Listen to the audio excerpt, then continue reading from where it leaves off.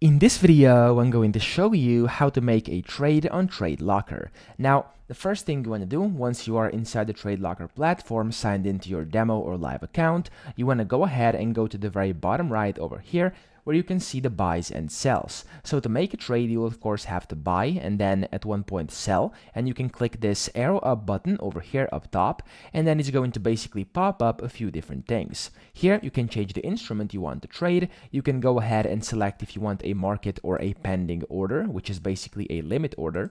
And then here, of course, if you have a limit order, you can select the price as well. Of course, you can select it and make it however you want.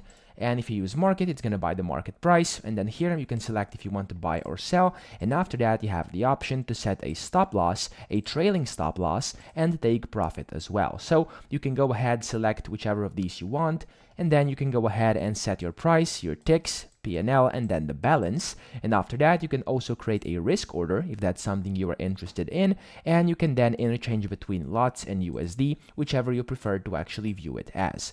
Now, here you can also, of course, add or subtract, so you can go ahead and set how many lots you actually want to buy or how much USD essentially.